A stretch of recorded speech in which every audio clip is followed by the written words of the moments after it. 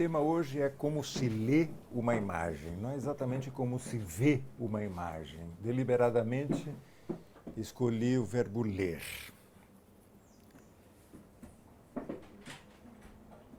Poderíamos começar com a pergunta concreta, para não dizer metafísica. O que é uma imagem? Então, deixe-me esclarecer meu ponto de partida, as minhas convicções. Uma imagem não é a matéria de uma percepção, para dizer aquilo que vemos. Uma imagem não é um ideal sensível, para dizer o duplo das coisas construído por nosso espírito. As imagens são coisas. As imagens são a coisa com C maiúsculo, das Ding, diria Heidegger e retomaria Lacan. Mas, além do mais, toda imagem pressupõe um método, uma passagem.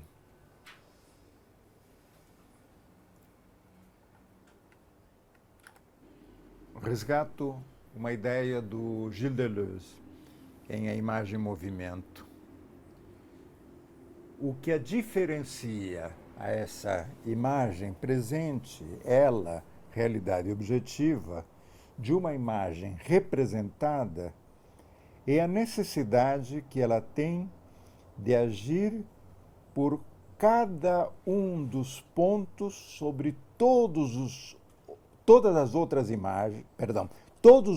pontos das outras imagens, de transmitir a totalidade daquilo que ela recebe e de opor a cada ação uma reação igual e contrária, de não ser outra coisa do que um caminho sobre o qual passam, em todos os sentidos, as modificações que se propagam na imensidade do universo.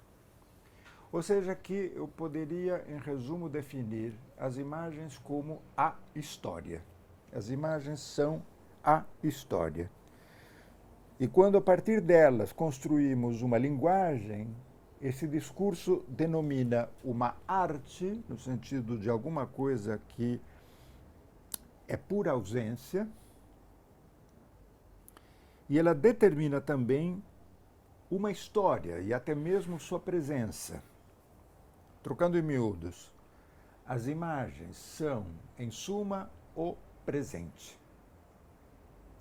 Eu gostaria de partir, portanto, desta imagem. É uma imagem que Mário de Andrade tira, em 1927, da igreja de São Cosme e Damião, em Pernambuco, tida como a primeira igreja construída no Brasil. Ou seja, que de alguma maneira estamos vendo onde o Brasil começou. Ao menos é isto que move o fotógrafo amador Mário de Andrade a documentar esse cenário. A foto serve como uma espécie de esboço de um texto que ele irá escrevendo ao longo da viagem, texto esse que será póstumo, ele nunca vai publicar em vida, só na década de 70, 77, Jorge Colli e Luiz Dantas o prepararam para a edição, o Turista Aprendiz. Ali lemos: a matriz velhíssima de São Cosme e São Damião vale pouco, diz Mário, é pobrinha, a gente perde tempo nela, quase que só por delicadeza. As imagens são antigas, porém comuns. E Mário busca o incomum, busca aquilo que de alguma maneira podemos considerar estranho, aquilo que captura o olhar numa imagem. E essa Vila dos Cosmos, como era chamada o Vila dos Santos Cosmos, como Mário registra em outra obra, a muito nobre, sempre leal e mais antiga Vila de Santa Cruz e dos Santos Cosme e Damião de Igaraçu, que foi construída em 1535 por Duarte Coelho, que foi seu donatário, é uma das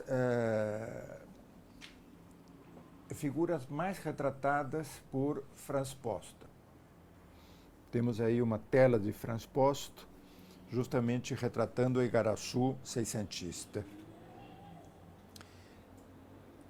Depois dessa construção, no 1500, a igreja passou por vários retoques. Houve uma reforma no século XVIII, que a deixou um pouco mais jesuítica, mais despojada. Passou no século XX por, no mínimo, 2 reformas. Foi tombada em 1951. Esse é o interior da igreja. E essas são as madeiras policromadas representando os 2 santos, que, como vocês sabem, são pretos.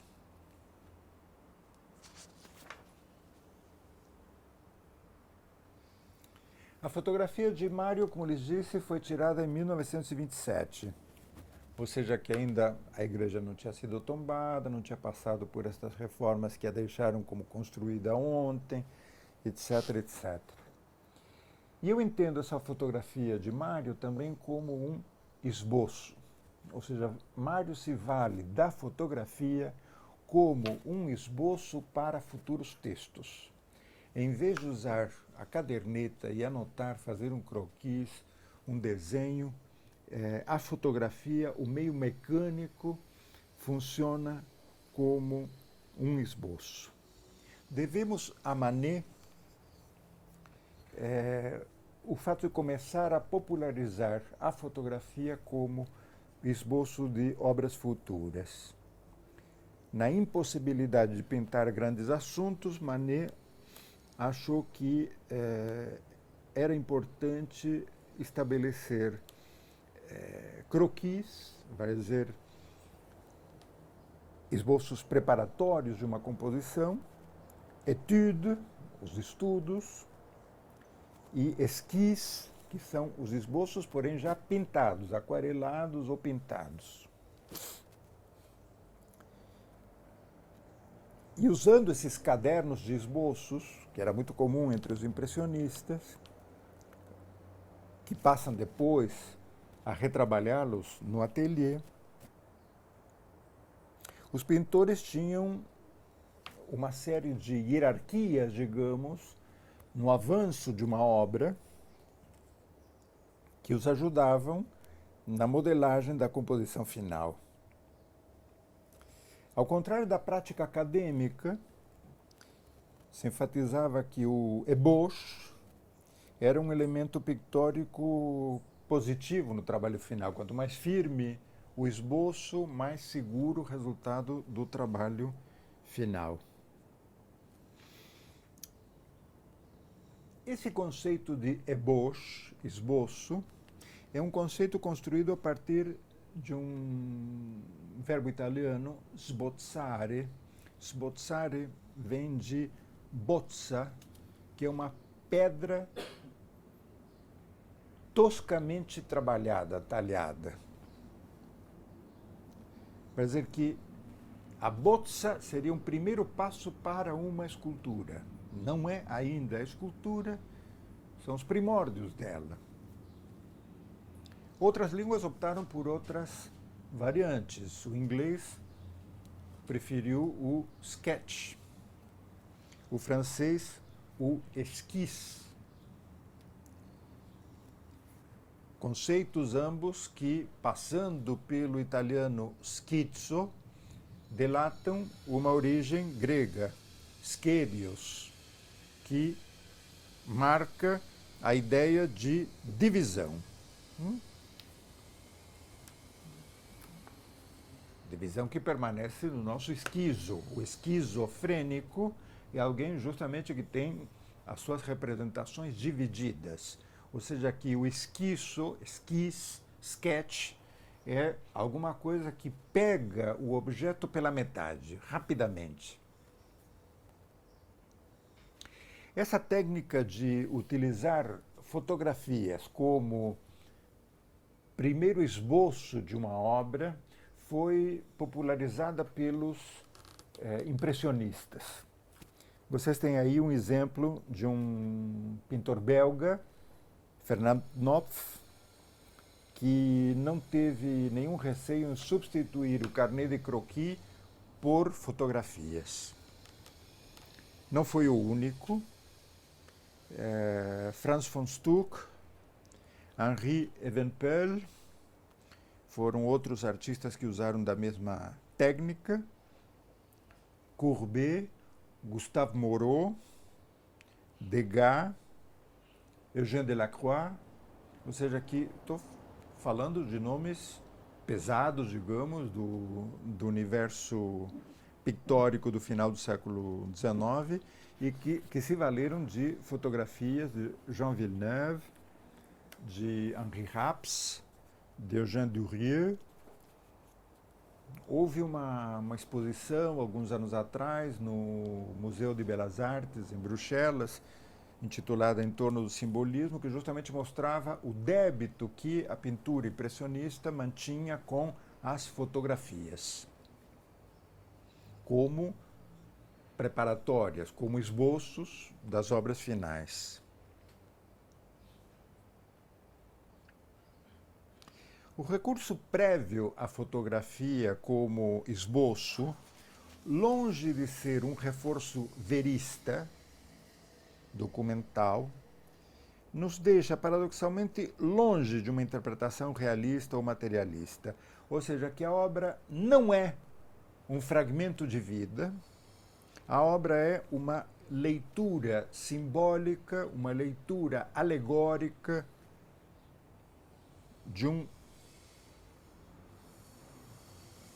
da vie moderne, não digamos um fragmento de vida, de uma peripécia, de uma experiência individual, e sim da vie moderne, ou seja, o que está mudando no mundo contemporâneo.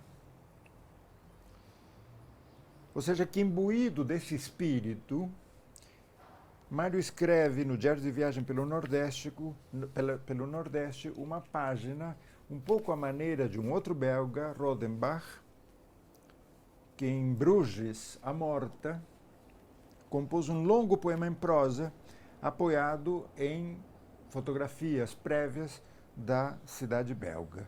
Lemos no caderno de Mário de Andrade.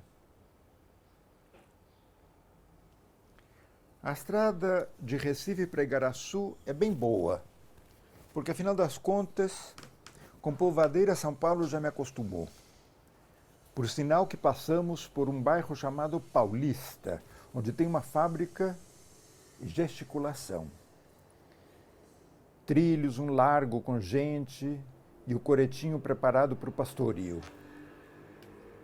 Aliás, a estrada vive bem. Passa que passa automóvel, gente caminhando e os cargueirinhos nos cavalos de meio metro. Na beira, as casinhas não param, mais novas, evolução do mocambo. Nos frontões dela sempre um instinto de agradar, pinta-rosetas, florões, quando senão quando um passarinho, variadas e iguais, boas da gente estudar com desenho, com descanso. Algumas são bonitas. Depois da boca do caminho levando para o engenho de Monjope, os habitantes rareiam as casinhas ainda mais, súbito a estrada balança, torna a subir e chega em Igaraçu, cidade morta. A gente desemboca num passado evocador e segue mais ou menos assustado por aquelas ladeiras, ruas tortas, praças ocasionais, nascidas de uma fantasia de arruamento, bem de gente com vagar. Aliás, não para rir, mas irritante essa preocupação dos colonos de construir as vilas em lugares acidentados, facilitando defesa. Bahia, Olinda, Piratininga, tudo emboscado pelo derrame dos morros. Igaraçu também. As igrejas em degraus de planos formam conjuntos deliciosos de ver. Por que Mário se interessa por esta igreja, que não vale nada, que diz que é pobrinha, que dá até dó de entrar e perder tempo e que só a contempla por comiseração? Mário foi fascinado pelo fenômeno do dioscurismo. Os dioscuros é uma palavra que deriva de Zeus, quer dizer Deus, e kouroi, quer dizer os filhos. Portanto, dioscuros são os filhos de Deus. Os dioscuros são deuses gêmeos.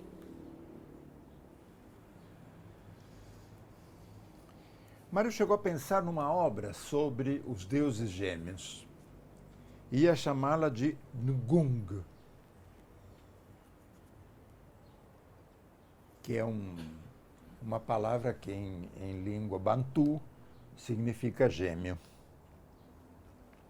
Ele nunca chegou a escrever essa obra, ficou inacabada e só temos dela fichas e esboços, estudos preparatórios. Mas nessas fichas constatou que na Bahia, por exemplo, Cosme e Damião são chamados de 2-2. Ou também são chamados de São Crispim e São Crispiniano. Associados não raro com Antônio. Lembre-se que Santo Antônio também é dúplice, porque é de Lisboa e de Pádua. E acrescento que Antônio Crispim é um dos pseudônimos de Carlos Drummond de Andrade. Voltarei a Drummond mais adiante. Não é à toa que eu digo isto. Santo Antônio impunha um desafio que era fazer com que o pretendente pudesse penetrar no Santinho de Pau Oco, ou seja, quem conseguisse entrar na imagem vazia, o Santinho de Pau Oco, ganhava a prova. Vai dizer que o pretendente, o rapaz, a pessoa viva e a imagem são gêmeos. Mário se submeteu a uma cerimônia de fechamento do corpo e, ao receber uma entidade, a chamou de Godik Gojidek. Na Bahia existe também uma entidade cindida em duas, Beji e Ibeji. Fernando Ortiz, o antropólogo cubano, registra também a recorrência de deuses gêmeos em Cuba. No México temos Xolotl e Quetzalcoatl.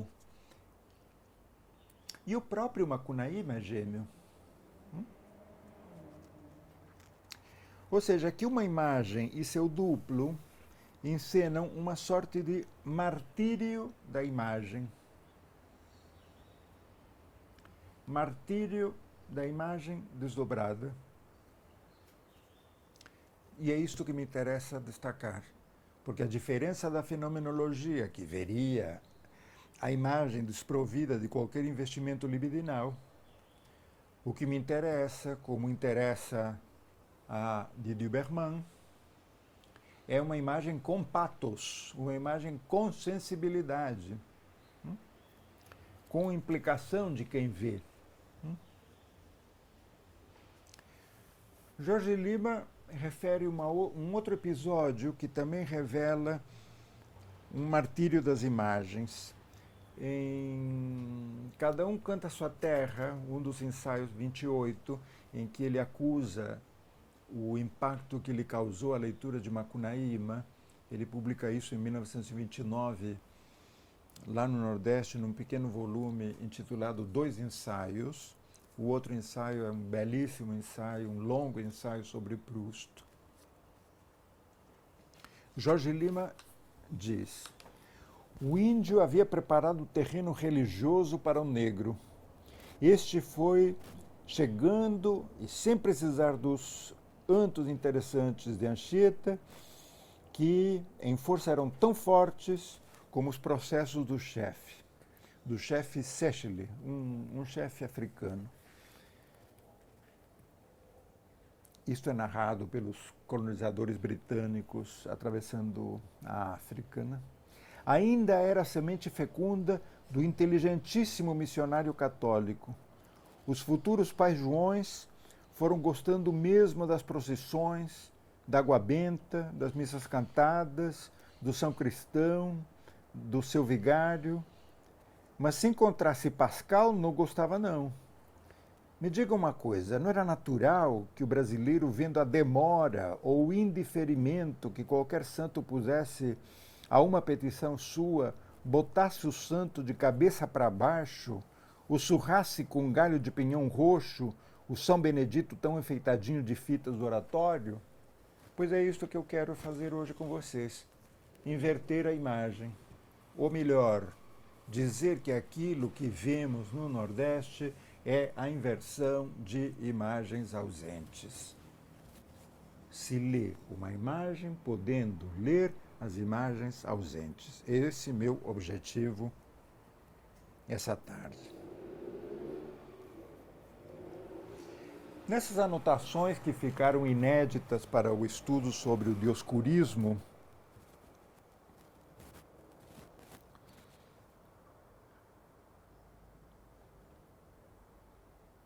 Mário argumenta que o sacerdote é ou representa o princípio ativo da divindade, ao passo que o crente é o princípio passivo.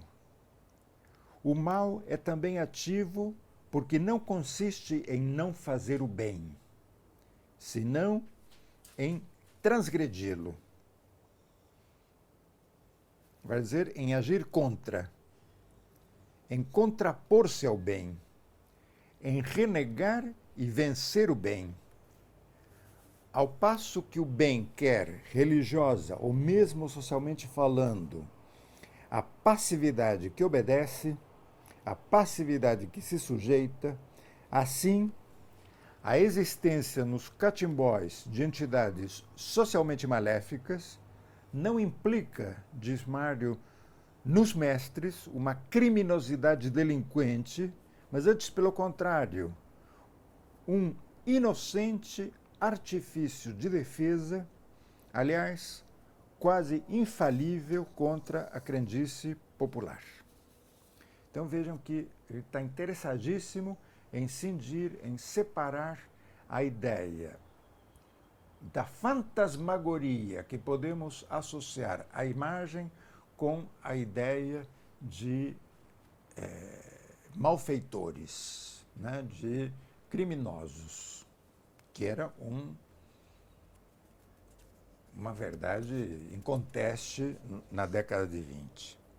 Se baseia, para tanto, na obra clássica de Sir James Frazer, que ele leu na versão ampla e na versão abreviada em francês, em um único volume, O Ramo de Ouro. Mas eu não vou ler o fragmento de Frazer, do Ramo de Ouro, os interessados poderão depois persegui-lo. Mas, em todo caso, digamos, valeria a pena relembrar aquilo que de Duberman nos diz em A Imagem Sobrevivente. Isto é, a ideia de que toda imagem é impossível de ser dissociada da ação dos membros concretos, individuais de uma comunidade. Porque toda imagem carrega o saber próprio de uma época e também a crença de uma época. E a partir disto, de Duberman resgata a figura de Aby Warburg, porque Warburg teria resgatado, são palavras de Didi Bergman, o, aspas, continente negro da eficácia mágica, mas acrescentaríamos também da eficácia litúrgica, também jurídica, também política das imagens. Em todo caso, a Warburg inicialmente, a de Dilberman na sequência, isto vai servir para uma transformação de disciplinas. Passamos da Kunstgeschichte, vai dizer, da história da arte, a Kulturwissenschaft, vai dizer, ao saber, à ciência da cultura. Ou seja, foi graças ao estudo das imagens que Warburg e o resgate warburgiano dos últimos 30 anos, digamos, fazem passar as imagens do compartimento relativamente estanque da história da arte para uma leitura muito mais dinâmica, uma leitura sempre em movimento, do saber da cultura, dos estudos culturais.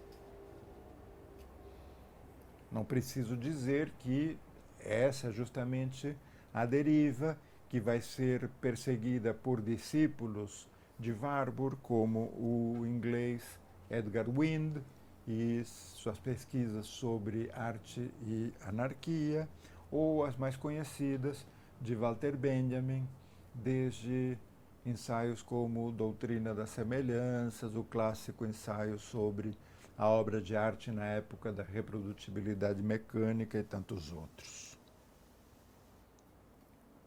O que me interessaria deixar claro para vocês hoje é que essa fotografia aparentemente inocente, aparentemente ingênua, de Mário de Andrade, em 1927, tirando um retrato da igreja de São Cosme e São Damião, em Pernambuco, hipotético marco inaugural do país, é uma imagem martirizada. Ela põe de ponta cabeça uma outra imagem ausente que nos fornece o outro lado do mundo colonial. Podemos ver o mundo colonial que restou. Poderíamos dizer, até certo ponto, essa fotografia de Mário de Andrade é um vestígio. E vocês sabem que, de Jean-Luc Nancy, passando por Benjamin e tantos outros autores, a ideia do vestígio, vai dizer, do traço, e pensem em toda a construção de Derrida e a desconstrução, a questão do vestígio e do traço, vai dizer, do que resta, do que pervive, do que sobrevive, através do tempo e através dos textos, essa questão é a nossa maneira de ver. Portanto, a reles, ingênua, desinteressante fotografia de 1927 de Mário de Andrade me obriga a superpor uma outra.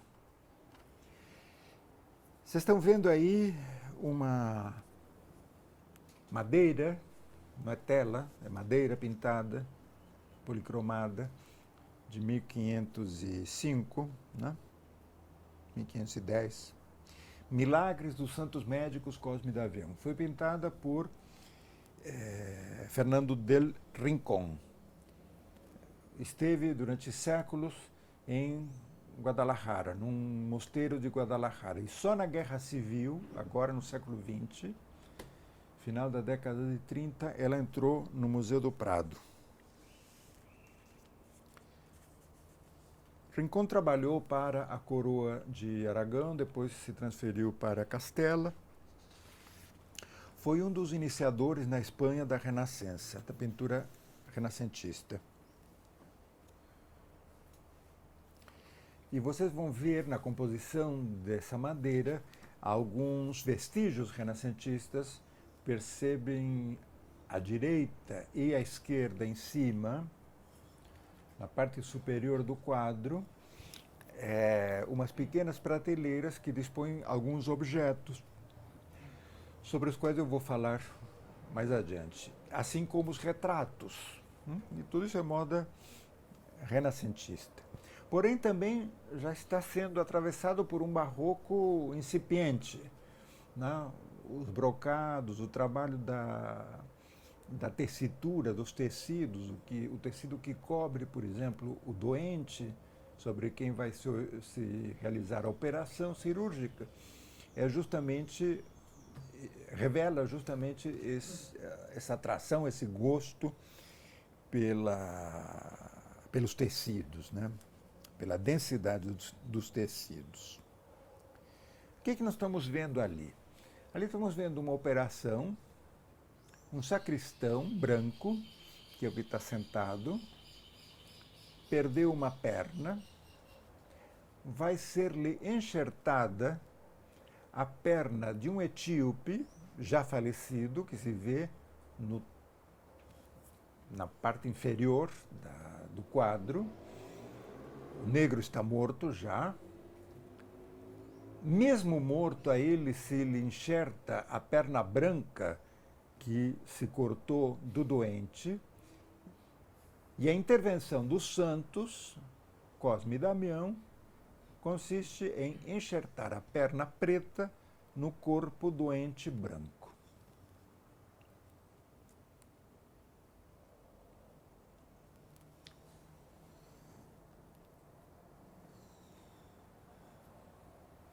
Aqui vocês veem o detalhe do africano.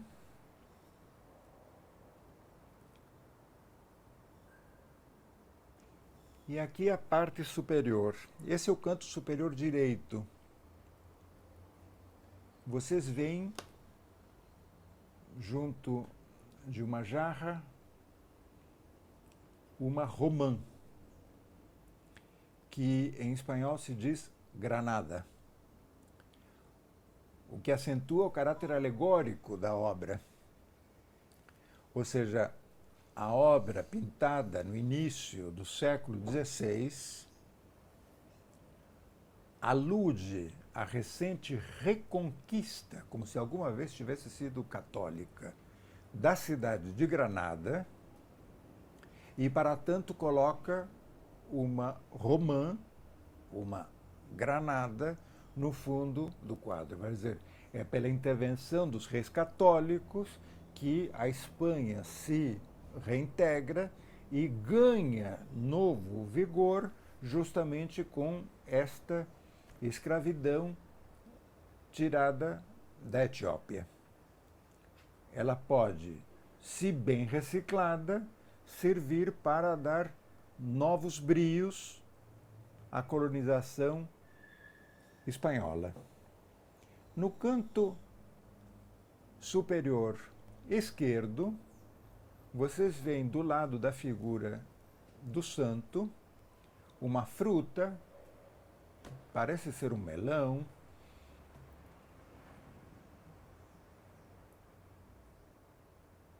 talvez uma melancia, podia ser uma abóbora. 4 séculos depois, Macedônio Fernandes abordaria o desafio, a fantasmagoria de uma abóbora que se tornou cosmos. Porque justamente esta pintura, esta imagem de São Cosme e São Damião está nos falando da expansão marítima europeia graças à mão de obra africana para virem à América. O que diz o conto de Macedônio Fernandes, que podemos pensar de alguma maneira imaginado por Fernando del Rincón quando pintou a madeira de São Cosme e São Damião. Era uma vez uma abóbora, crescendo solitária nas ricas terras do Chaco. Favorecido por uma zona excepcional que lhe deu tudo, cresceu livremente e sem sol em ótimas condições, como uma verdadeira esperança de vida. Sua história íntima nos diz que ele se alimentava às custas das plantas mais fracas ao seu redor, de maneira darwiniana. Lamento dizer isso, tomando o hostil. Mas a história externa é a que nos interessa. Aquela que só poderia ser contada pelos desnorteados habitantes do Chaco que iam se encontrar envoltos na polpa da abóbora, absorvidos por suas poderosas raízes. As primeiras notícias de sua existência foram os estalos altos do crescimento natural simples. Os primeiros colonos que o viram ficaram chocados, pois a essa altura pesaria várias toneladas e aumentaria de volume instantaneamente. Já com meia légua de diâmetro, quando os primeiros machados enviados pelas autoridades chegaram para cortar o tronco, já com 200 metros de circunferência, os trabalhadores desistiram mais do que pelo cansaço do trabalho, devido aos ruídos lúgubres de certos movimentos de equilíbrio, impostos pela instabilidade do seu volume, que crescia aos saltos. O pavor estava crescendo, agora é impossível chegar perto dela, porque um vácuo é feito em seu ambiente, enquanto as raízes impossíveis de cortar continuam a crescer. Desesperado para ver se aproximando, ele pensa em segurá-la com cabos, em vão. Começa a ser vista desde Montevidéu, de onde logo podemos ver nossa irregularidade, pois daqui observamos a instabilidade da Europa. Ele se prepara para engolir o Rio da Prata. Como não há tempo para reunir uma conferência pan-americana, Genebra e as chancelarias europeias estão avisadas, cada um vai e propõe o que é eficaz. Luta, conciliação, despertar de um sentimento piedoso na abóbora, súplica, armistício. Pensa-se em cultivar outra abóbora no Japão, mimando-a para apressar-se ao máximo a sua prosperidade e até que se encontrem e se destruam, sem, no entanto, nenhuma sobrepujar a outra. E o exército? Opiniões de cientistas, o que as crianças pensaram, certamente encantadas, emoções das mulheres, indignação de um advogado, entusiasmo de um agrimensor e tomador de medidas de um alfaiate, vestuário para abóbora, um cozinheiro que fica na frente dele e a examina, aposentando-se uma légua por dia, um serrote que sente seu nada, e Einstein. Na frente da Faculdade de Medicina, alguém sugere purgar? Todas essas primeiras piadas haviam cessado. Chegou um momento muito urgente em que a melhor coisa a fazer era entrar.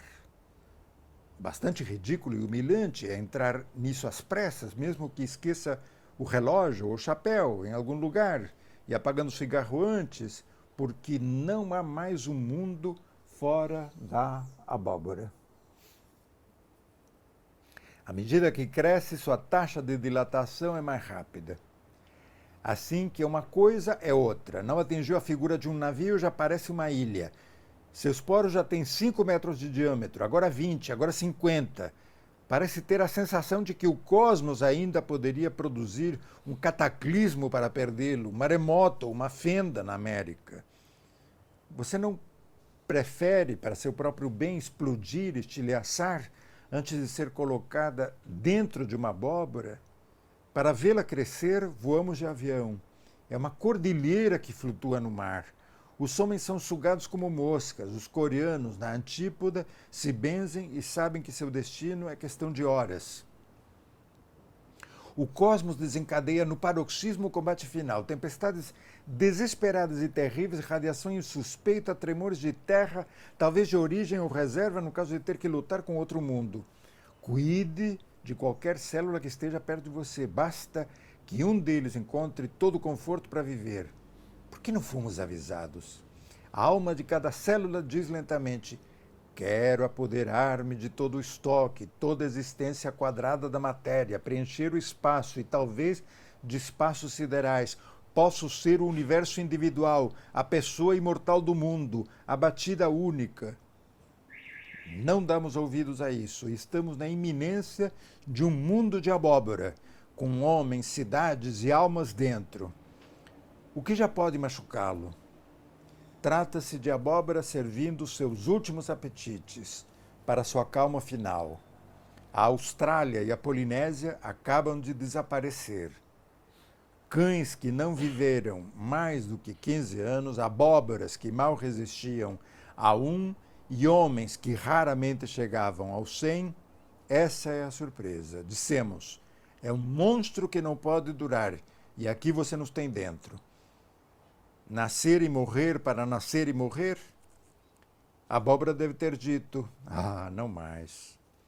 O escorpião que, quando pica a si mesmo e se aniquila, vai instantaneamente para o repositório da vida do escorpião, para a sua nova esperança de sobrevivência, é envenenado apenas para receber uma nova vida. Por que não configurar o escorpião, o pinheiro, a minhoca, o homem, a cegonha, o roxinol, a era imortal? E, acima de tudo, a abóbora, pessoa do cosmos, com os jogadores de pôquer assistindo calmamente e alternando os amantes, tudo no espaço diáfano e unitário da abóbora. Sinceramente, praticamos a metafísica de cucurbitácea. Convencemos-nos de que, dada a relatividade de todas as magnitudes, nenhum de nós jamais saberá se vive ou não dentro de uma abóbora. E mesmo dentro de um caixão, ou se somos ou seremos células do plasma imortal. Tinha que acontecer. Totalidade toda interna, limitada, imóvel, sem tradução, sem relacionamento, portanto, sem morte. Parece que nesses últimos momentos, por coincidência de signos, a abóbora se prepara para conquistar não a pobre terra, mas a criação. Aparentemente, ela prepara seu desafio contra a Via Láctea. Mais dias e a abóbora será o ser, a realidade e sua casca. Esse conto de Macedônio Fernandes é da década de 20, contemporâneo, portanto, com a fotografia de Mário de Andrade.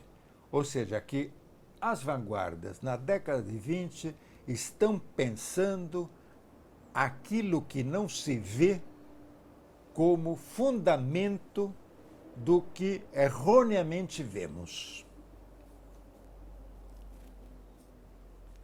Um dos moradores de Igaraçu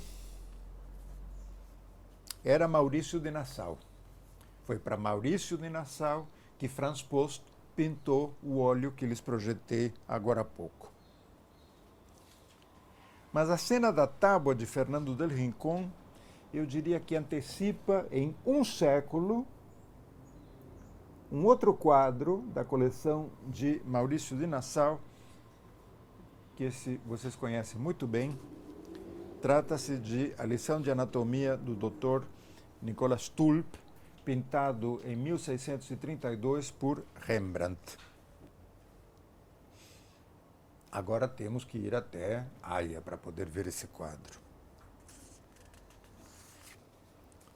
Se vocês se lembram das especulações de Susan Buck-Morss, lembrarão que o corpo de massa que surge na década de 20, esse corpo de massa representado pelas ficções de Mário de Andrade ou de Macedônio Fernandes,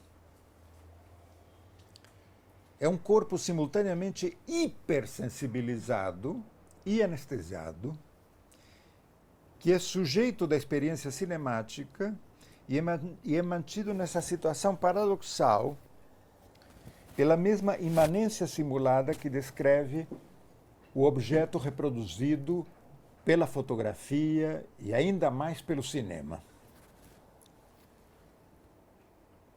Vai dizer que é porque os corpos, os seres que habitam a tela estão ausentes, nós, espectadores da cena, podemos realizar certas operações cognitivas que, de outra maneira, seriam intoleráveis. Vai dizer que o órgão protético do cinema assegura que todos os corpos representados e os corpos que assistimos estejamos anestesiados, porque ambos estamos ausentes da cena. A ausência do corpo prepara o palco, a cena, para um outro polo, uma intensificação alterada dos sentidos e, portanto, as técnicas de emolduramento, as técnicas de close-up, de ampliação e as técnicas de montagem são os novos instrumentos para a intensificação dos sentidos. E é por isto que Walter Benjamin vai comparar o cinegrafista ao pintor, usando a analogia e a diferença entre o cirurgião e o mágico. Quer dizer, o mágico, como o pintor, preserva a distância natural entre ele e a realidade. Já na cura mágica, como essa de Cosme Damião, se mantém a distância entre o paciente e si próprio. O contrário acontece com o cirurgião, bem como com o cinegrafista. Quer dizer, não tomando o paciente enquanto um homem, não é um homem que está aí deitado, é um corpo, é um caso, é um número. Ele diminui radicalmente o espaço natural entre as pessoas para penetrar profundamente no corpo e mover-se entre os órgãos.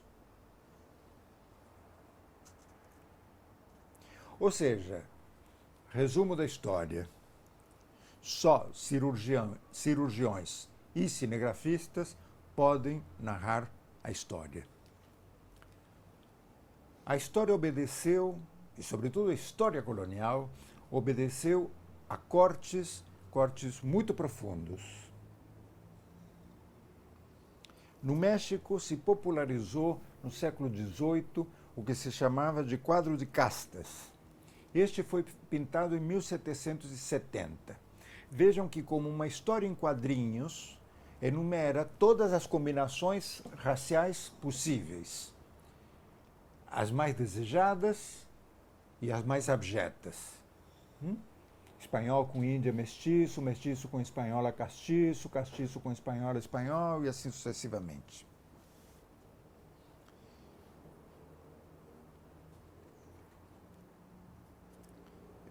Claramente uma demonstração da expansão, da divulgação do iluminismo na América Latina. É porque o iluminismo e o cientificismo estão se espalhando que imagens como estas podem ser concebidas.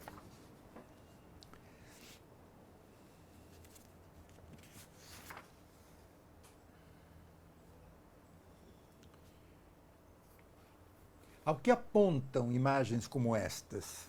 A decantar um ser nacional uno, homogêneo. Porém, já para os modernistas, o caráter nacional é plural. E plural como ele é também o espírito do mal, vai dizer, o espírito de Cosme e Damião, encarnações do zombeteiro Exu, como o chama Carlos Drummond de Andrade. Numa crônica que ele redige em 1951, ano do tombamento da igreja, e não se esqueçam que Drummond trabalhava no serviço do patrimônio histórico e artístico nacional, ou seja, que o que se tombava ou deixava de tombar passava pelo escritório dele. Não teria a assinatura dele, mas ele participava das discussões, ou seja, o que faz parte da nossa história. E é a esse tipo de operações do Serviço do Patrimônio Histórico e Artístico Nacional que devemos o interesse prestado ao Barroco, o interesse prestado às missões jesuíticas, sobretudo no sul do Brasil, e à arquitetura religiosa, sobretudo no Nordeste e em Minas. Vejam que até os anos 80, 90, nenhuma outra manifestação atraía a atenção e, consequentemente, o tombamento. Ou seja, que o tombamento tinha imagens já marcadas, o que faz parte do repertório, do acervo brasileiro e o que Não necessariamente. Não havia estudos sobre, por exemplo, imaginário indígena, ou se havia, eram muito poucos se comparados com os que se dedicavam ao barroco de Minas, ao barroco baiano ou pernambucano. Em 51, como lhes digo, Drummond escreve uma crônica. Ele a inclui em 52 no seu livro Passeios na Ilha. É um texto muito na linha das viagens relatadas pelos surrealistas. Alfred Métraux e outros relataram, Métraux no seu livro sobre o voodoo haitiano, relataram viagens a periferias urbanas onde eles entravam em contato com religiões afro-americanas e experimentavam bebidas, ou rituais, ou danças, ou o que fosse, para penetrar na lógica dessas outras religiões. Bom, Drummond faz exatamente isso. Visita um terreiro próximo da Central do Brasil e, quando se retira desse terreiro, houve uma súbita detenção no tempo. Algo, não se sabe o que, aconteceu que uma parte do grupo viaja num carro e outra parte num táxi, só que entre a chegada de uns e a chegada dos outros se passa um tempo praticamente infinito. É um texto, e eu gostaria que assim o pudéssemos ler, sobre antropologia da imagem. Desse texto eu vou recortar um fragmento final. A versão de que fui conduzido a lugares infernais, de onde só logrei escapar mediante exorcismo de alto poder, é destituída de fundamento. Também nego a ocorrência de visões, como a de um carro de fogo guiado pelos santos Cosme e Damião sobre as ondas do mar, e que eu teria percebido nas alturas da Boate Flair. Mera invencionice, como tantas outras que se bordaram à margem destes pequenos acontecimentos. O que houve foi apenas isto: um automóvel ferido de paralisia, um homem que se sentiu impelido a dizer obscenidades, sem se lembrar depois que as dissera, e outro que passou a noite na rua. Quem quer que possua um mínimo de informação sobre as práticas de magia, sabe que é uma lei de Umbanda e outra de Quimbanda, que cada uma delas tem 7 linhas, cada linha dividida em 7 legiões, cada legião em 7 falanges, todas constituídas de espíritos, que Umbanda se presume votada à prática do bem e atribui a Quimbanda a prática do mal, que espíritos de uma lei costumam interferir nos trabalhos de espíritos de outra lei, quando não são mesmo invocados expressamente para determinados serviços, que deste modo, quem vai a uma sessão de Umbanda não está livre de ver-se encostado por espíritos de Quimbanda. Sabe mais que entre os espíritos quimbandeiros ocupa lugar de realce um particular curioso, o múltiplo Exu, ou anjo decaído, que tanto é Exu Carangola, como Exu Veludo, Exu Malé, o Exu Tiriri. Há quem o chame Exu Bandeira e Exu Lalu, e atende ainda por Exu das 7 Poeiras, das 7 Ventanias e das 7 Pombas, Exu Arrancatoco, Pagão, Barabó, Brasa, Abrilhinha, são outras modalidades de um ser cambiante, astucioso e, sobretudo, zombeteiro, que se diverte em pregar peças aos irmãos encarnados. Exu opera nas encruzilhadas. Em sua cabeça rezam autores de crédito, brilha sempre uma luz vermelha. O bandido da luz vermelha. Né? E sua substância fluídica está recoberta de um véu cinzento. Tenho para mim, conclui Drummond, que a luzinha vermelha de Exu brilhava no farolete do carro, naquela esquina de rua, sob o nevoeiro. Esse texto de antropologia da imagem se complementa 20 anos depois com mais um texto de imagem martirizada, de surrealismo etnográfico, poderíamos até dizer, Um Novo Anjo Decaído de Exu. Mas os tempos mudaram. É época de segurança nacional. O jornal em que Drummond publica este segundo texto estampa nesse número em questão o endurecimento da Lei de Segurança Nacional. Portanto, o texto de Drummond não está para brincadeiras.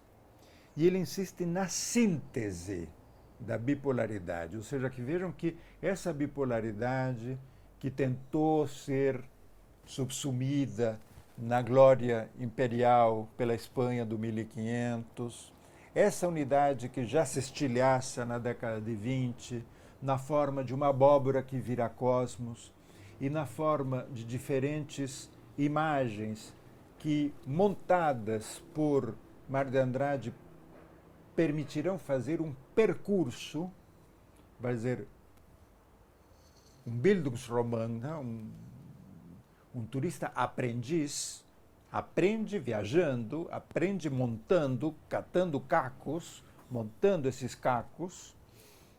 Já não é mais possível o romance de formação à maneira do século XIX. Neste texto de Drummond, já dos anos 60, reparem como se insiste na busca da síntese da bipolaridade. São Cosme e Damião precisam ser unificados sob o mesmo emblema. Escreve então Drummond.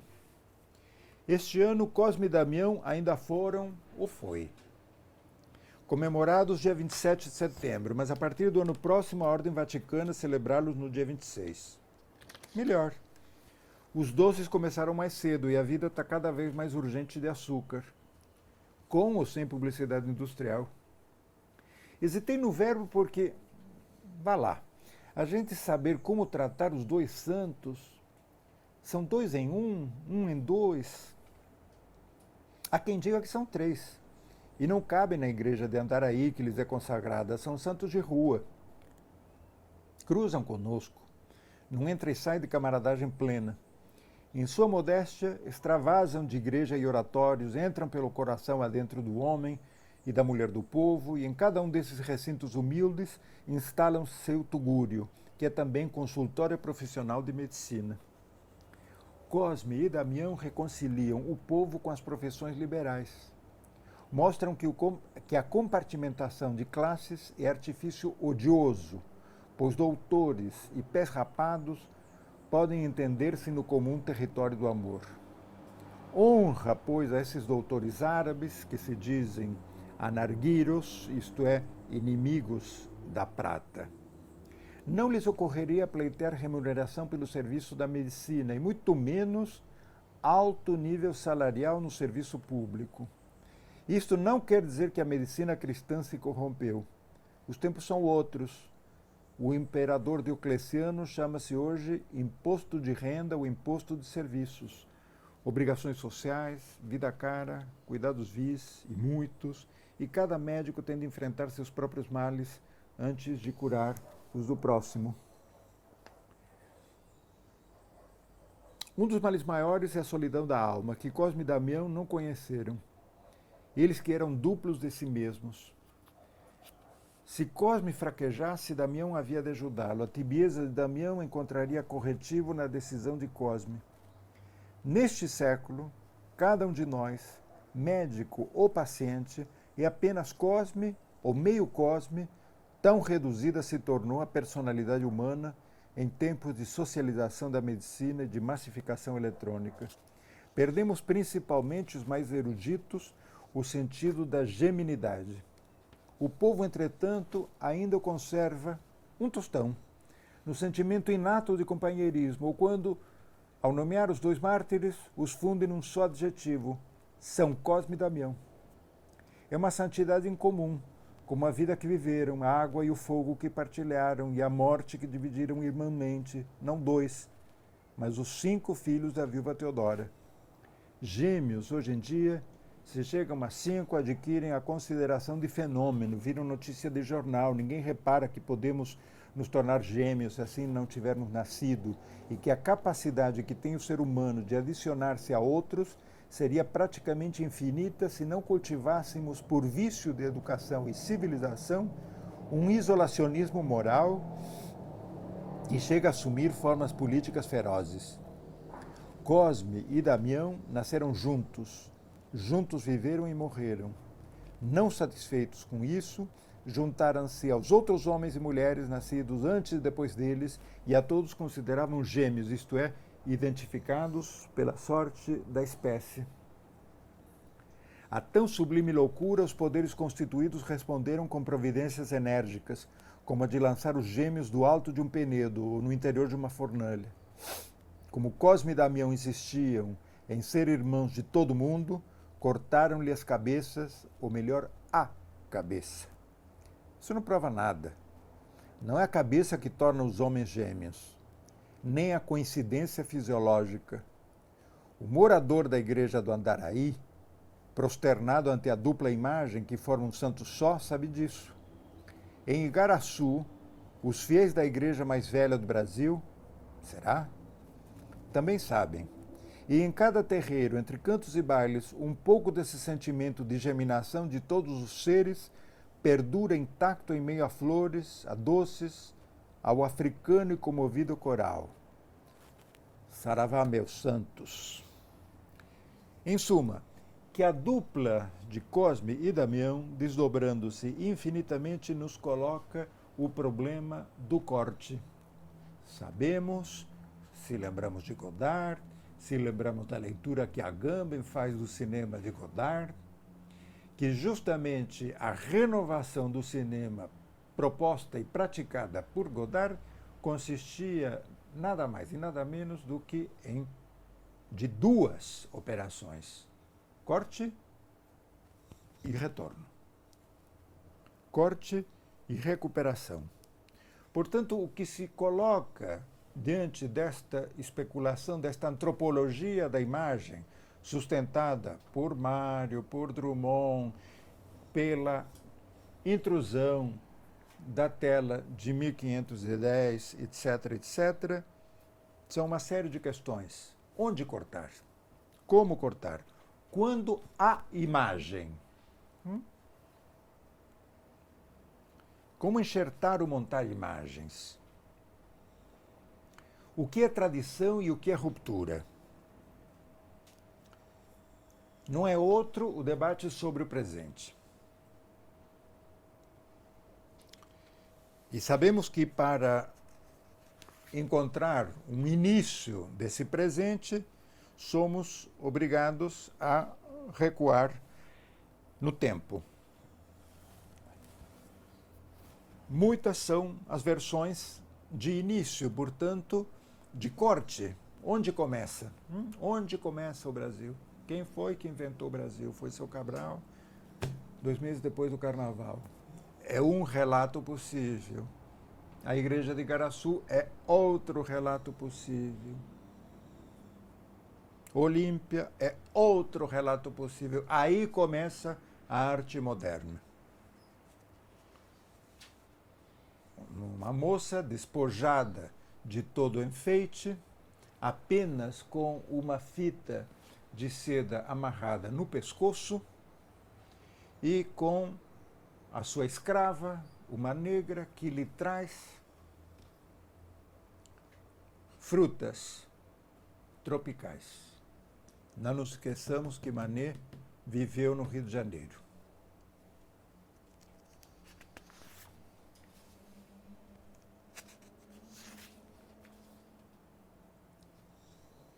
Outros dirão que começa com o almoço na relva, Le Déjeuner sur l'herbe.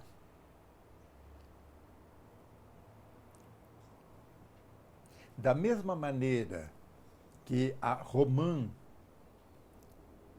que víamos na alegoria de Fernando del Rincón, reparem aqui no primeiro plano embaixo à esquerda,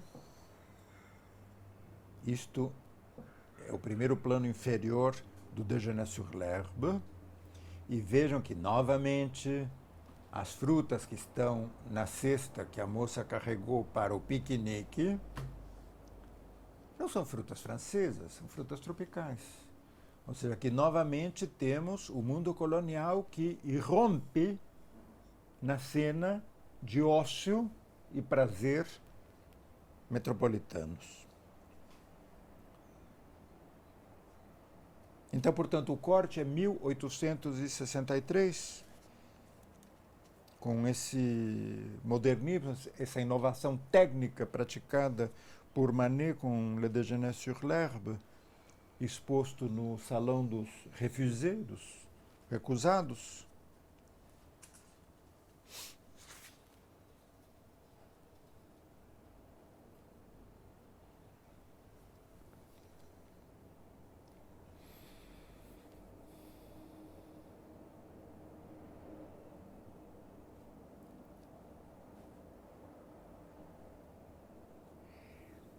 Tanto em Manet quanto tanto na Olímpia quanto no Déjeuner sur l'herbe, diríamos que a disposição dos objetos e até mesmo das pessoas respondem às ideias de Baudelaire, em que o moderno se caracteriza por relações sociais e acontecimentos contraditórios, porque convivem o constante e o imutável. Imutável que, mesmo assim, está enraizado no passado.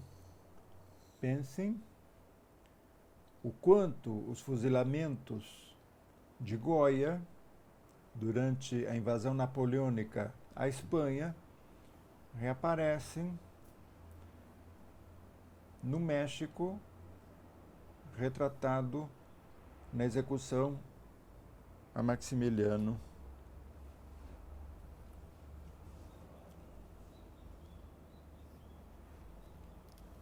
Quer dizer que são as citações que são cortes. Toda citação é um corte.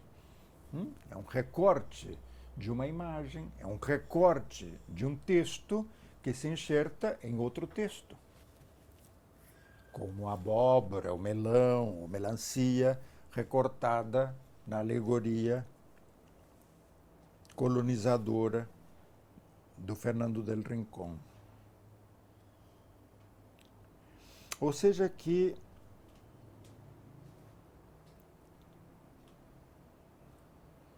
esta mais do que rápida passagem por estas questões abonaria a ideia que Godard desenvolve em Histórias do Cinema, quando nos diz que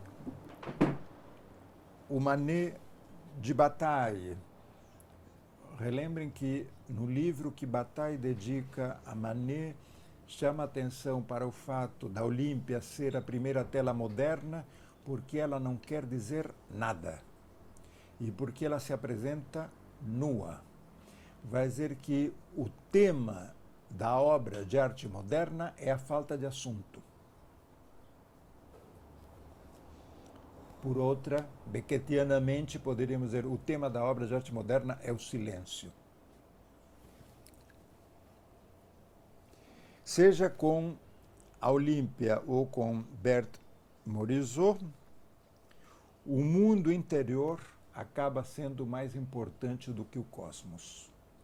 Já que por mais que tenha crescido a abóbora, por mais globalização que a gente tenha que aturar, o mundo interior é mais cativante, mais poderoso e mais energético. A conclusão de Godard é que il commence la peinture moderne, c'est-à-dire le cinématographe. Ou seja, que quando começa a pintura moderna, está começando uma outra linguagem, o cinema. Ou seja, é a fotografia, Mário de Andrade, que me permite especular sobre uma antropologia da imagem, que Mário de Andrade realizou apenas parcialmente. Mário não chegou a conhecer os trabalhos de Barbour e da escola inglesa. Parou nos primórdios da fenomenologia. Drummond teve uma leitura dos surrealistas muito mais aguda, e nesse sentido resgato essas duas crônicas, chamemos assim, autênticos textos de antropologia da imagem, como a consecução daquilo que ficou congelado na fotografia de Mário. Vai dizer que os modernos, Mário e Drummond, dão condições de visibilidade, vai dizer leitura alegórica, a uma obra como a de Fernando del Rincón, que até a emergência do discurso pós-colonial, logo falo etnocentrista, não tinha condições de perceber o caráter político dessa cirurgia de implantação. Lembrem que o primeiro conto, que do meu ponto de vista é o primeiro passo para a realização de Macunaíma, é um conto que Mário de Andrade escreve em 1921, ou seja, 7 anos antes de Macunaíma. E nesse conto, ele narra uma operação de transplante. Um aviador tem um acidente. Quando digo um aviador, na década de 20, estou pressupondo alguém que pertence ao mais ranço da elite, ou seja, alguém da mais fina flor da burguesia. Tem um acidente e perde o cérebro. Portanto, implantam-lhe o cérebro de um operário italiano, que é o negro, digamos, na São Paulo, imigrante de 1920. Para validar esta operação digna de Cosme e Damião, Mário recheia o conto de inúmeras, são mais de 20 citações, notas de rodapé, de pretensos documentos, vai dizer, de notícias de jornal, vai dizer, dá o título, o jornal que teria publicado, a data, a página, etc, etc.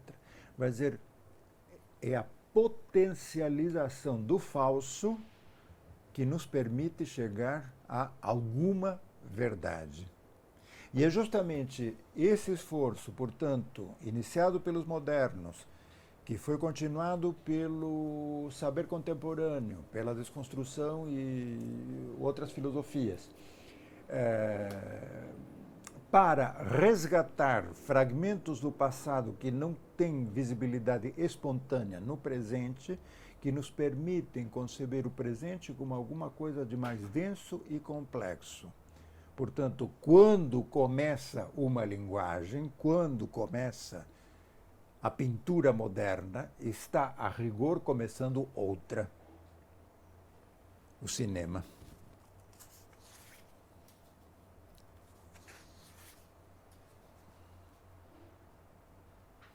Paramos 5 minutos para um café e depois concluímos e conversamos.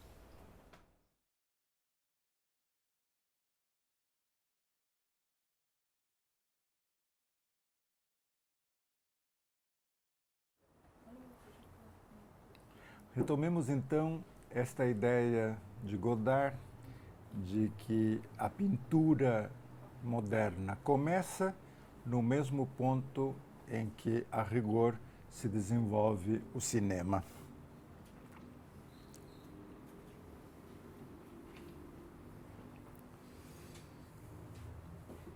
no seu primeiro livro de textos em prosa, de textos ensaísticos, Inquisições, de 1925,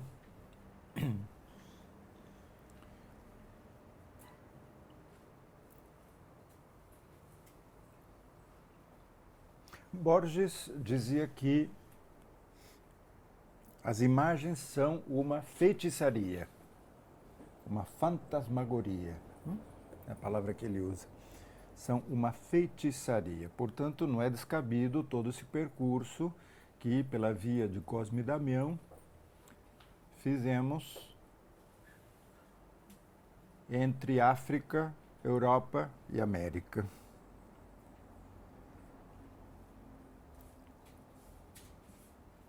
Mas dizia mais. Dizia que era preciso ir além da feitiçaria. É necessário dizer que essa lente feita, tornada forçosa realidade de uma mente, é preciso mostrar o indivíduo que se introduz no cristal e que persiste em seu ilusório país, onde há figurações e cores, porém regidas de inamovível silêncio, e que sente a angústia de não ser mais do que um simulacro, de não ser nada além do que um simulacro, que obliteram, que apagam, que rasuram as noites e que os vislumbres, os fulgores, né, os brilhos momentâneos permitem. Vai dizer que Borges está aludindo justamente a esse duplo aspecto da imagem. O anjo decaído de Igaraçu sustenta um Aleph, um indivíduo que se introduz na lente, torna-se máquina e exige que as constelações desmontem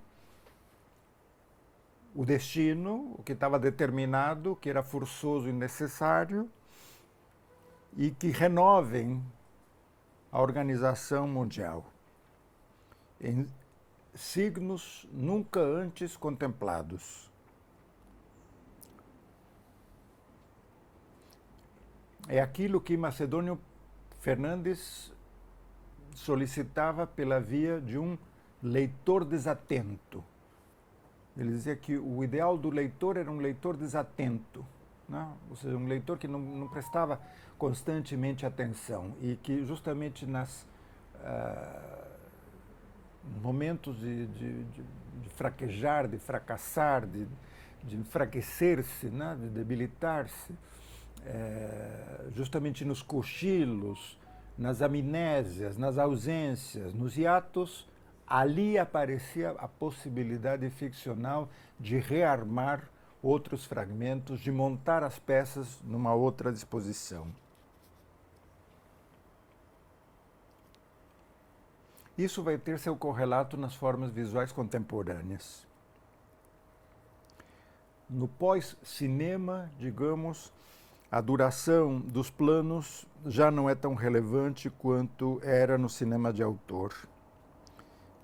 De algum modo, a questão já foi decidida de antemão, porque os planos são curtos ou curtíssimos, uma vez que nessas novas linguagens nos defrontamos com um discurso de alto impacto, né? Baseado na velocidade de substituição das imagens, cujos melhores exemplos ainda são os anúncios de propaganda ou os videoclipes.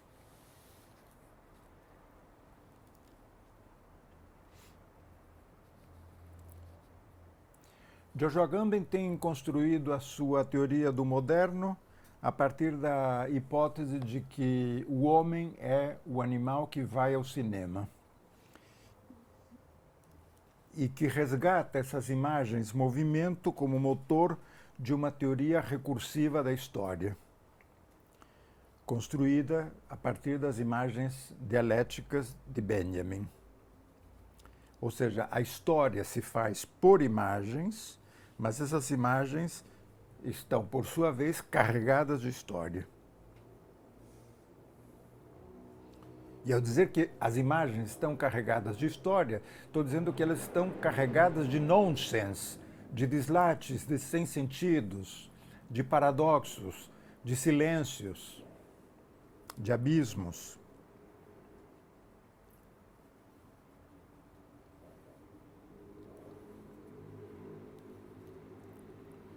Ou seja, as imagens apelam duplamente a um regime de significação de uma memória psíquica,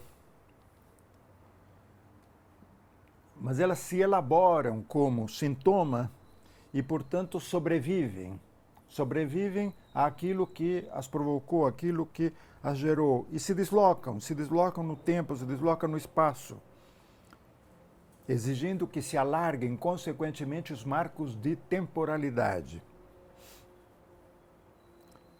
Essa hipótese, como vocês sabem, foi pioneiramente formulada por Aby Warburg, que nos propôs uma concepção rememorativa da história. As imagens, na sua dimensão de memória ou de tempo histórico condensado, criariam, por um movimento de pervivência, vai dizer de sobrevivência e de diferimento, são os termos que Warburg utilizava, determinadas circulações e imbricações dos tempos, dos intervalos, das falhas, dos fracassos, dos silêncios, que vão desenhando um percurso, poderíamos chamá-lo de um regime de verdade, ou seja, de uma densidade constelacional própria, intransferível. Ou seja, Borges, Warburg, Benjamin, Agamben, nos propõem, através do trabalho das imagens, um modelo cultural da história que tem relações com aquilo que Benjamin chamava de inconsciente histórico e com a sobrevivência de certas formas expressivas. De Duberman, no seu resgate, na sua leitura de Warburg, vai mais longe ainda. Argumenta que não existe história da arte que possa prescindir de modelos estéticos. Toda história cultural é um peculiar modo de ficção. E nisto vejam que se afasta da versão corriqueira dos estudos culturais, que toma as formas culturais como documentos. As imagens são formas de ficção. Portanto, pressupõem uma linguagem.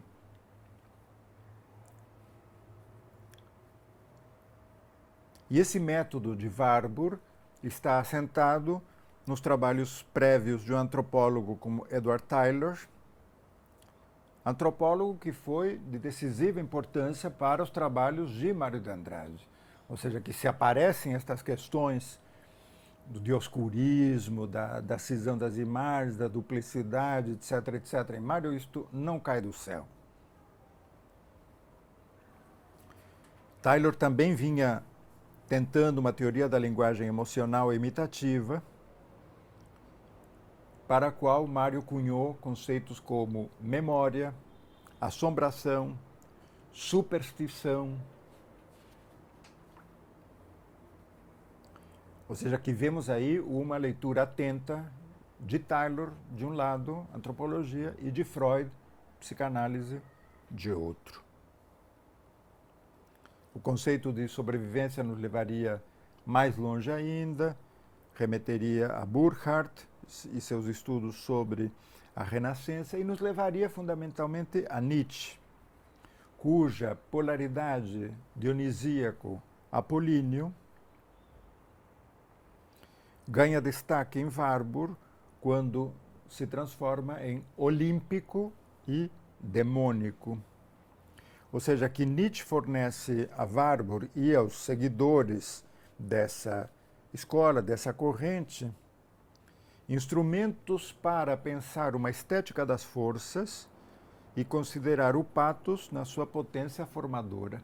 É isto que aparecia na citação de Deleuze, que eu coloquei logo no início. Uma imagem é o conjunto de pontos que entram em contato com uma série de outros pontos, de umas outras tantas imagens, de tal modo que uma força age e reage com e contra outras forças. Ou seja, que a ideia de um jogo de força e contra-força tem esse percurso.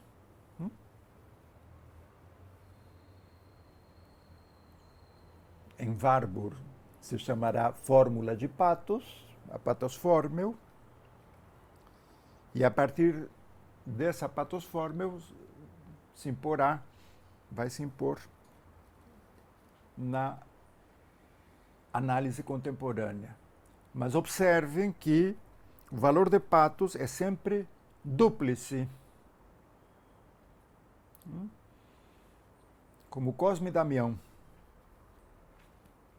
É manifestação de um eterno retorno, de uma vontade de chance e de potência, mas ao mesmo tempo é uma vontade de semelhança que nos fornece uma imagem da arte depurada de toda a força.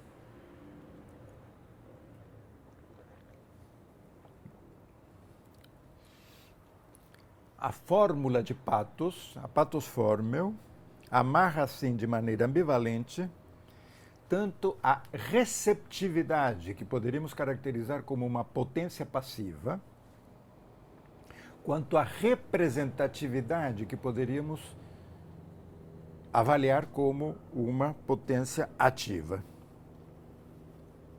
E, nesse sentido, para ultrapassarmos o círculo da subjetividade, é preciso tomar a potência passiva de tal modo que as formas do passado possam ser equacionadas como um problema. Jean-Luc Nancy fez eco a essa colocação de Borges e nos disse que depois das imagens, porque esse é o desafio borgiano, o que há depois das imagens, dirá Nancy, é preciso ir au fond des images, né? É o título de um dos seus livros, au fond des images. Ou seja, que ir até o fundo das imagens, poderíamos retraduzir com Rimbaud. No fundo das imagens, o que encontramos é l'inconnu, ou seja, o moderno. É preciso ir até o fundo das imagens para encontrarmos o moderno. Porque, como argumenta o próprio Nancy, a imagem, em última análise, fornece presença ao texto. Se entendemos texto como um tecido de sentidos. Era um pouco o que conversávamos em outra reunião a partir de Roland Barthes. Ou seja, que constantemente ler uma imagem é tirar sentido da ausência ou da vacância de sentido. E nessa operação, todo presens, todo presente, não passa de um absence. Ou seja, a desmontagem total da ilusão de presença constante de si para consigo, que implantou a fenomenologia, que repisou Merleau-Ponty, que consolidou Jean-Paul Sartre, etc, etc. Gente, vamos parar por aqui, porque as aspas nos degolam. Mas vamos, pelo menos, separar alguns minutos para conversarmos. Temos tempo, são 5h10.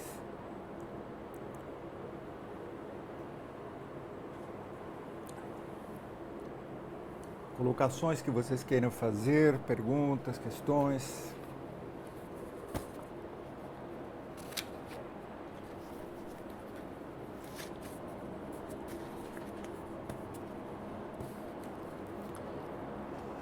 Sim, é mais pouso. Eu estou acostumado a pensar isto como perseguição, mas aqui é mais pouso, né? Porque estamos do lado, né?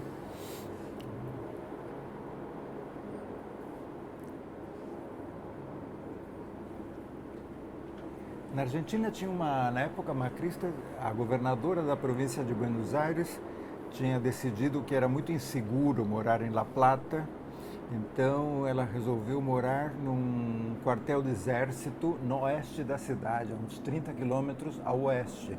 La Plata fica uns 60 ao sul, ou seja que toda manhã ela se deslocava de um ponto ao outro. E uma vez me lembro que, só uns 5 anos atrás, uma vez assim, eu fui fazer um seminário na Universidade de La Plata, ou seja, que dormi uma noite lá, num hotel em pleno centro, a um quarteirão da praça principal. Do outro lado da praça, a sede do governo. Qual não foi a minha surpresa quando fui acordado às, sei lá, 7h30, 8h, não sei que horas, com essa barulheira justamente, era a governadora chegando. Bom, nos acalmamos. O seu Jorginho vai assistir o jornal.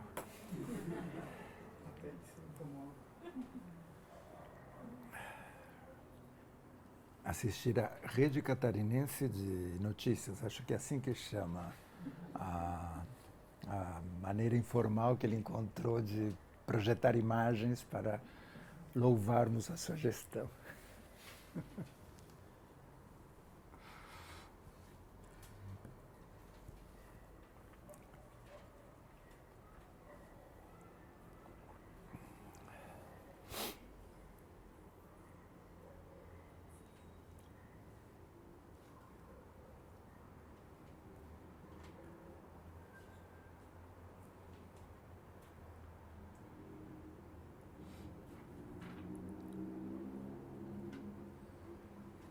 Vocês têm observado nas suas disciplinas, porque imagino que vocês venham de mais de uma disciplina, não sei, pode ser um delírio meu, mas imagino que alguns venham das letras, mas outros venham do cinema, de coisas do gênero, ou das artes plásticas, sei lá. Vocês têm observado nas respectivas disciplinas esse retorno a uma dimensão mais dinâmica e mais histórica da captação do objeto? Ou não? Ou passou batido e acham que é isso mesmo e estamos com os mesmos esquemas de 1950 ou 60.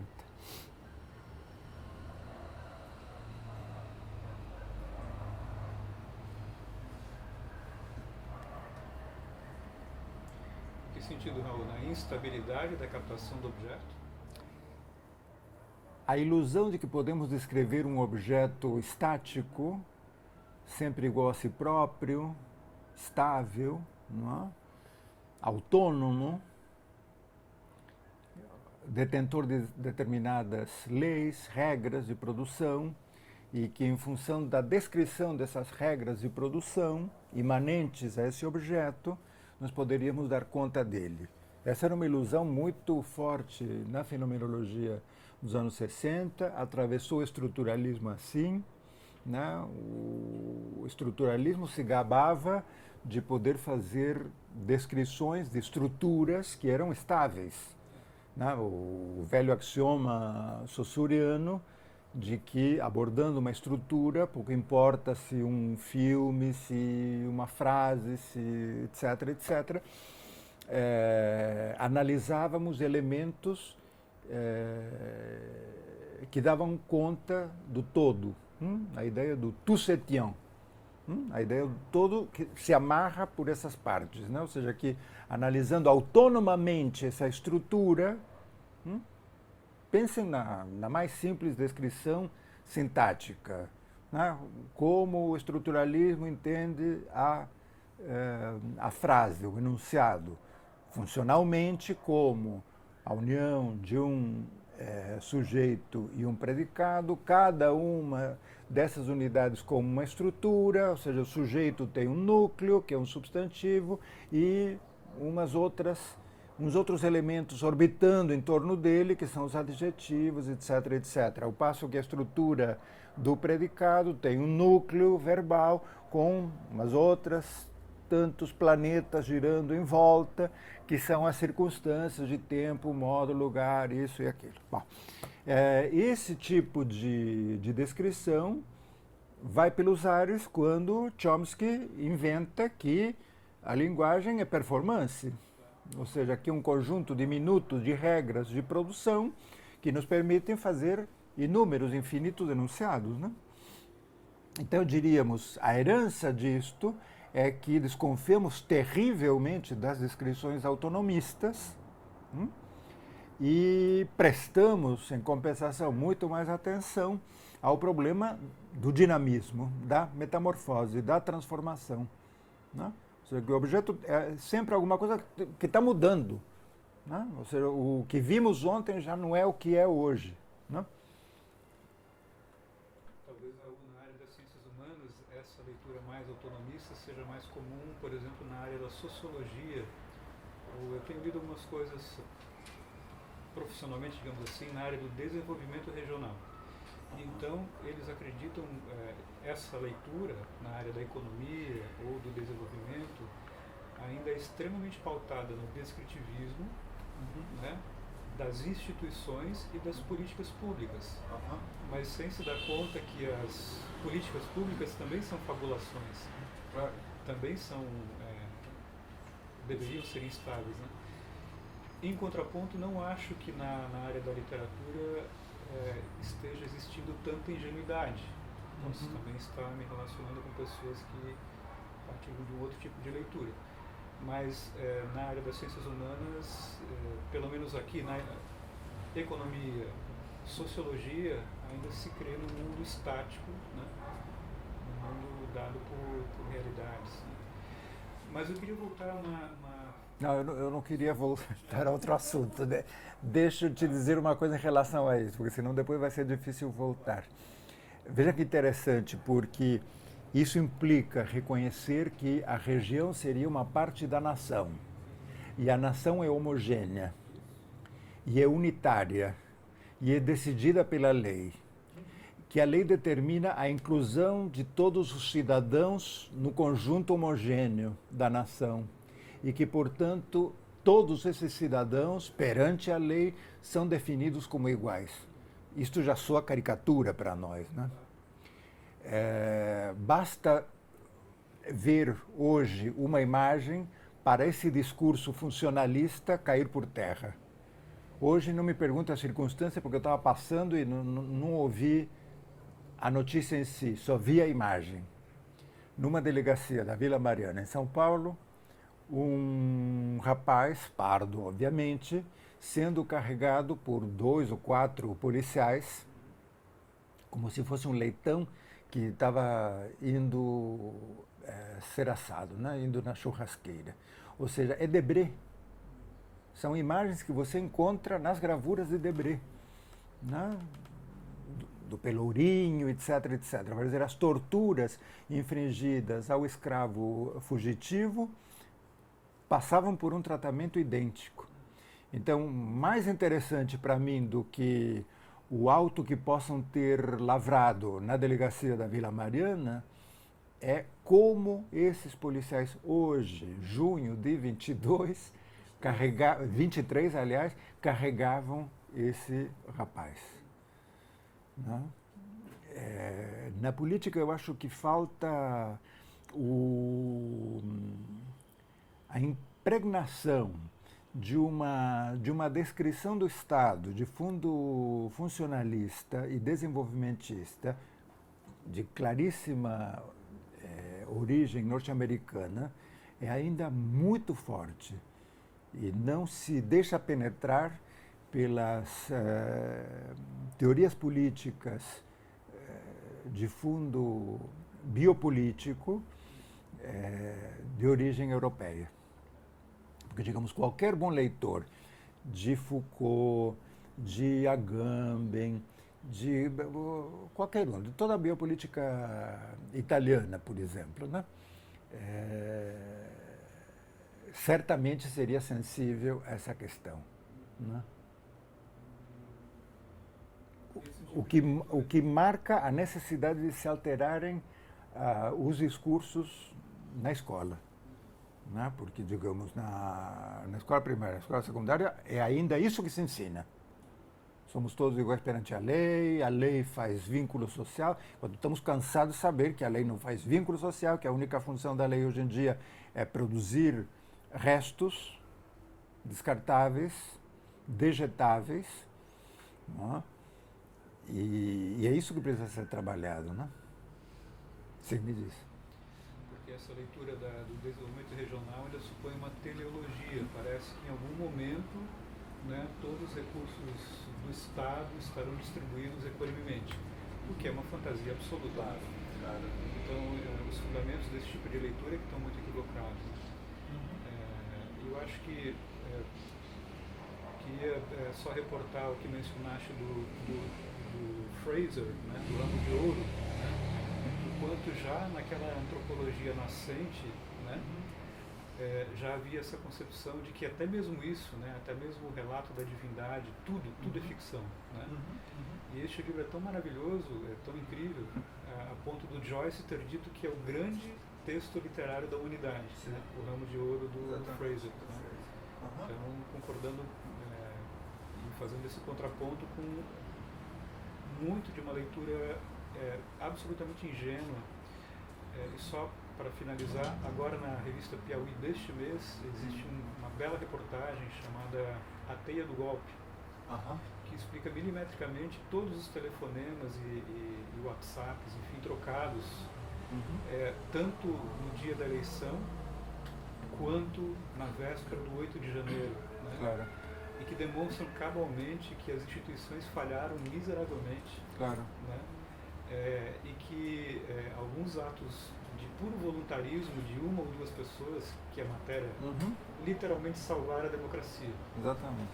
A pessoa que desce no Ministério da Justiça e afronta a polícia militar, o comandante que se recusa a cumprir uma ordem, e então nós estamos sempre diante disso, né?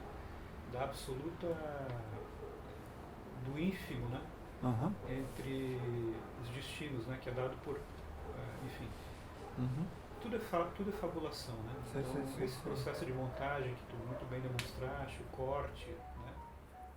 E é por isso que é importante repensarmos o repertório de imagens que podemos contrapor a lawfare, porque essa é a nova maneira de governança para a região, em toda a América Latina. É isso que está acontecendo.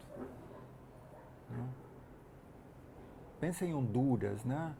O poder que tem o fato de submeter a toda essa juventude à prisão, todos de cabelo raspado, todos de cuecas brancas, todos pardos, enfileirados,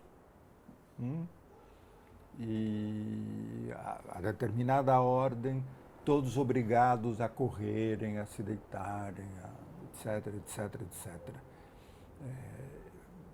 Isto apresentado como ordem, né?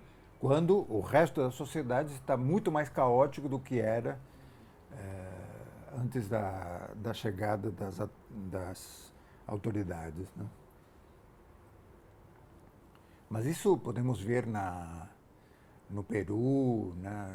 A Boluarte apoiando-se no poder truculento das Forças Armadas, né? Na prisão do Castilho, né?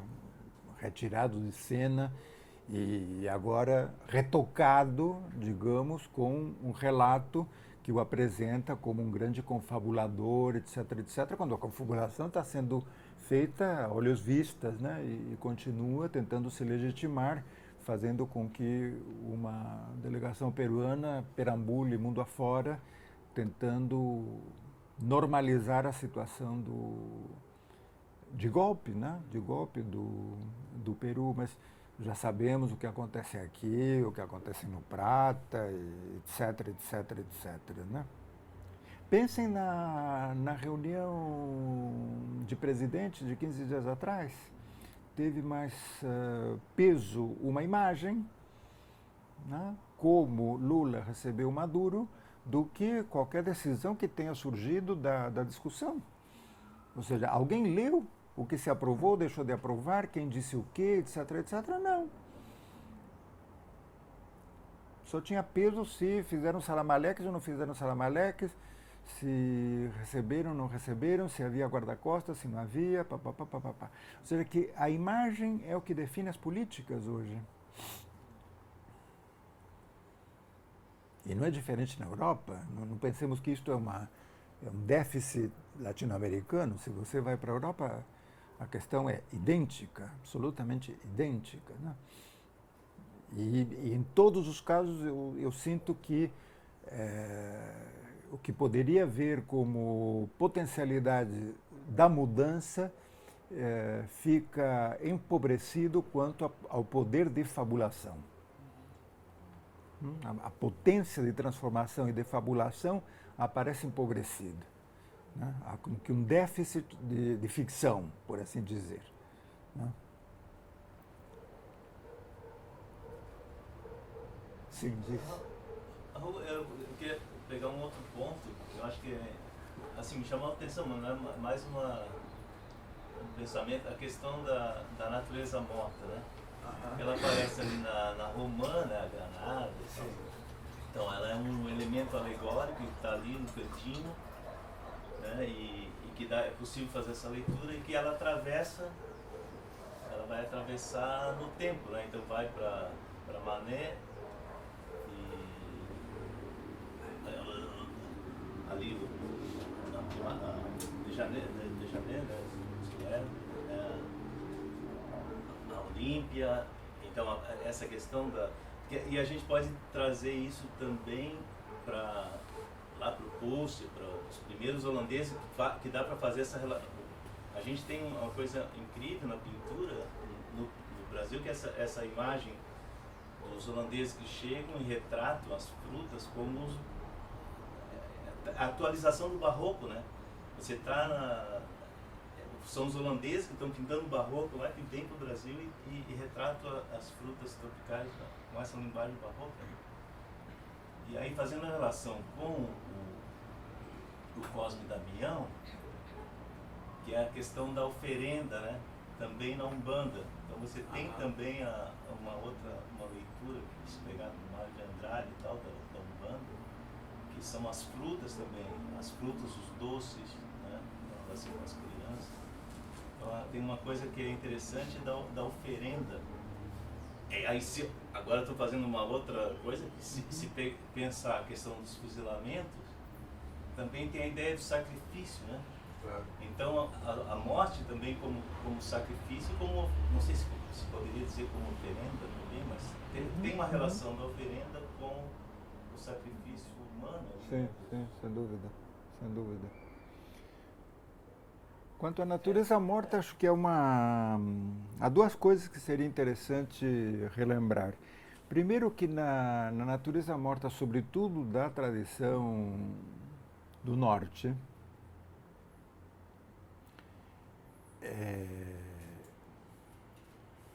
é fundamental que algum dos objetos apareça cortado. Ou seja, temos que poder ver a fruta por dentro, ver as suas sementes, ver a capacidade da reprodução. O ato cirúrgico, né? O ato cirúrgico do corte. Ou seja, não basta com conhecer a fruta por fora, porque o público europeu não conhece essa fruta, é importante que a fruta apareça cortada ao meio. Vai ser a operação de cirurgia, a operação da lição de anatomia. E depois que entre a tradição batava das naturezas mortas e a tradição católica das naturezas mortas, penso nas francesas, obviamente nas italianas e espanholas, há uma diferença que é muito sutil. Nas mediterrâneas, aparece sempre uma vela e uma caveira. Ou seja, que o tempo passa, todos vamos morrer, e sejamos mais cautos, porque todos hemos de virar apenas uma caveira, vai dizer, um trambolho, um estorvo para a história. Não raro aparece um livro aberto ao meio, ou seja, estamos na metade do percurso, no mezzo del cammino, e ali nos deparamos com umas frutas cheias de vida, etc., etc., mas também com uma caveira, uma vela que se consome, São os quadros da melancolia. Né? As primeiras representações da melancolia sempre supõem um espelho e uma vela na frente, em que a figura que se contempla melancólica e cabisbaixa vê o futuro, se vê a si própria amanhã. Né? Isso nas mediterrâneas. Nas naturezas mortas batavas, nas do norte, a ideia do memento mori não aparece. É mais a ideia da expansão do capital. A natureza morta louva a expansão do capital. Ou seja, são produtos que chegam ao mercado e que nos fornecem uma variedade de coisas que nós antes desconhecíamos. Então aparece um salmão, um mamão, um sei lá o quê, mas dificilmente a ideia da brevidade da vida, a ideia de que... Mas se aparece de uma maneira muito tênue, não é sanguinolenta, digamos assim. E por uma questão que passa pela linguagem. Para as culturas mediterrâneas, o gênero se chama natureza morta. Ou seja, que a natureza vale enquanto morte, vai dizer, enquanto controle. Aqui morreu, aqui jaz, chamava-se assim, etc., etc. Enquanto para a tradição do norte, o gênero se chama still living, ou em inglês, still life, ou seja, ainda vida. E é daí que vem a ideia da pervivência. Quando Taylor, na antropologia, ou quando Warburg, nos estudos de imagem, pensam a questão da imagem, pensam a imagem a partir da tradição da still life, da still living. Ainda vida. Essa vida ainda pervive. Ou seja, que ainda há vida nessas imagens que aparentemente podemos descartar dizendo são pobrinha, não tem nada. Aquilo que dizia Mário quando entrava no templo em Igaraçu. Né? Ou seja, que a figuração das naturezas mortas ilustra muito da expansão do capitalismo, da constituição das nacionalidades, do papel que cada setor social passa a desempenhar nessa nova organização, etc., etc., etc.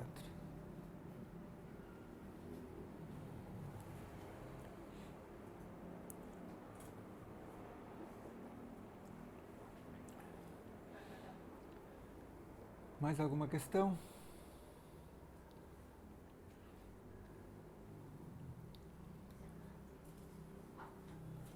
E não havendo, foi encerrada a sessão. Pessoal, muito obrigada por terem estado conosco aqui, Raul. Muito obrigada por compartilhar suas ideias, seus estudos. Espero vocês no terceiro capítulo, daqui a um mês.